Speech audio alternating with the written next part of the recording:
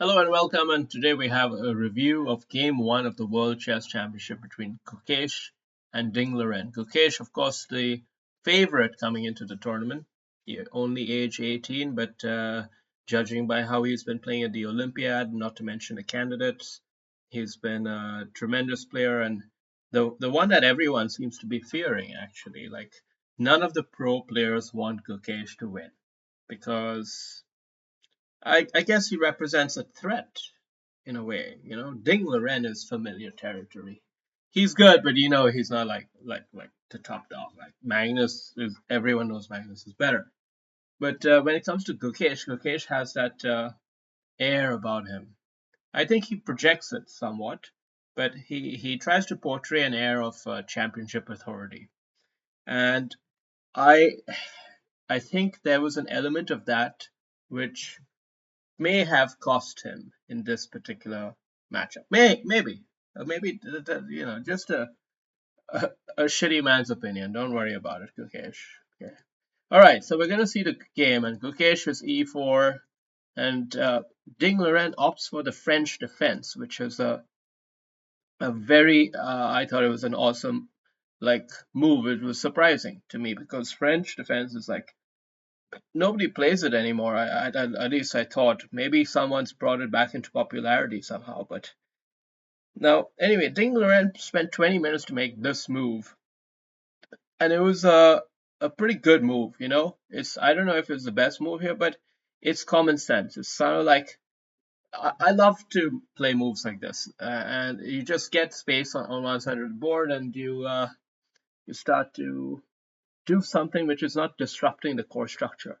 See, he doesn't want to commit to a bishop move or some pawn move here. He doesn't want to do anything weird, right? So, uh, how to remove this arrows? God damn it, man! How this side sucks. We're not gonna put any more arrows. All right, next. So Gukesh has normal development, and then he goes ambitious with the g4 idea, which is an ambitious line. And Black played a very sensible attacking move, actually, exploiting this diagonal. But it was not like a line which Gukesh had really anticipated. I believe that's what he said. I could be wrong. And here he apparently didn't respond perfectly. And Black started to create a few inroads. You see, you always attack the root chakra. Root chakra is where you want to lay all your attention, and good things happen. And he's exploiting these diagonals and forcing white to play a move like this, which looks pretty clever, but it's creating weaknesses, an outpost like here. And knight captures back here.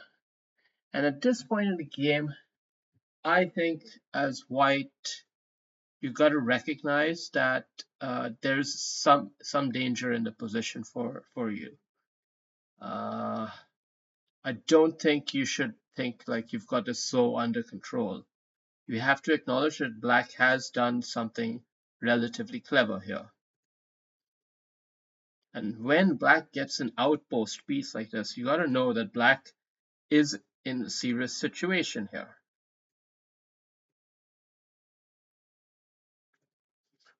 Which is why this move, I think, was a big mistake. It was a move that was more aggressive than the situation merited. The more Nash equilibrium move would be to capture it with the bishop. Oh, crap. Crap. Okay, yeah. Because that would keep whole things more solid. It's more sort of compact, let's say. It's not as ambitious, obviously. But the knight move is very ambitious, and it's missing the plot a bit because this move Gukesh did not really anticipate or really judge as anything to worry about. In his view, it was like, yeah, shitty knight. You can ignore it. But turns out that that knight ended up being a pretty powerful piece, as you see now the pressure starts mounting on the c pawn, all the forces mounting there, and the queen starts making inroads. This is where Ding, the wily old Chinaman, he gets into his element and starts playing really, really quick moves and sliding into the position. He's just sliding in, slithering tremendously, and Gukesh gets under pressure and makes a mistake. This queen e1 was apparently not the best move. But he keeps the position tense and even manages a very, very computer-esque queen b1 here. A tremendous move in the position. Necessity was indeed the mother of invention. And he kept some spice alive in the game, and Ding allowed him this possibility of making life hell for him in the long run. He allowed him that counterplay. You should never allow your opponent's counterplay, because now you see exactly how that unfolds as he forks the knight, the queen, and the bishop, and then recaptures, and now has the moment to execute the tremendous bishop plus rook with the queen in the way kind of tactic. And if the queen simply captures here, white's queen can go and capture this pawn, and the rook can't capture back because rook down here is mate with the bishop supporting. So there's no way we're going to remove all these arrows and manage to not waste everyone's time, but that's what we're anyway doing as we finish this off. Well done. All right. So what the fuck? Yeah. So instead of playing that move, however, Gukesh played the more ambitious move again, I guess, or desperately trying even harder for something more, because even that whole line doesn't really necessarily end up as a win for white or even a draw. But Ding Liren here just stomps down all counterplay. Just stomps down on it, and this is the right technique to learn. When you're ahead in the position and your opponent has only this powerful queen, you can just front it with your own queen, invite a trade. Because if they're a little bit behind, they got to wiggle that queen away, and in the process, they lose valuable tempo that keep you as the one in charge, taking the initiative, having the time to play a castling kind of a move. And this was a great move, like great tactical move, cutting off the queen from the bishop. So, and getting the knight in to play in a pretty interesting position. So good hostile chess, and now deflecting that bishop away and going forward, creating this trade and getting this check. Deflection allowing for this check here as the next piece comes, and wait, what happened? Yeah, the bishop defended, and here Ding really knows how to maximize the pressure. He plays a patient move. Bishop here defending the knight with the idea of bringing the bishop in here to... What the fuck, man? Yeah.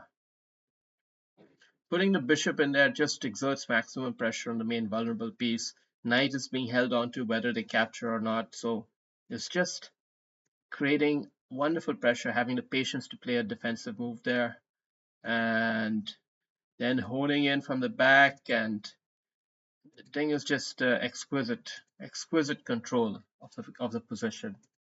And Gukesh knew he was lost here. There are famous images of him holding his hand like this, like he's really a defeated soul at this point. Because this is the first point in the game when, right after Ding Liren played this move, he waited around for a few minutes and then he got up and decided to take a break. And that was the first break he took in the entire match, in the entire game. And at that moment, Gukesh had to reveal his disappointment, and he was really upset because he knew he had nothing to do here as white. And then he played the defiant bishop check, and Ding Liren came back and moved his king to safety, and that was it. He resigned right there. Interestingly, had the king gone here, there would have been a possible comeback with queen capture, checking the king, and then if he captures back, you win the queen here. So anyway, that was my analysis of this game, and I think Ding Liren played like the champion we all know he is actually, and it's possible that he's just been hiding who he really is. Just playing this role. It's sort of like Sun Tzu, Art of War. Pretend like you're weak when you're strong. A really clever strategician. Magnus Carlsen has suddenly swung the game into a 50-50. I think everyone is just impressed by the level of Ding Liren's play. So this is not going to be an easy contest for Gukesh after all. Let's see how he does tomorrow as Black, and let's have another game. Cheers.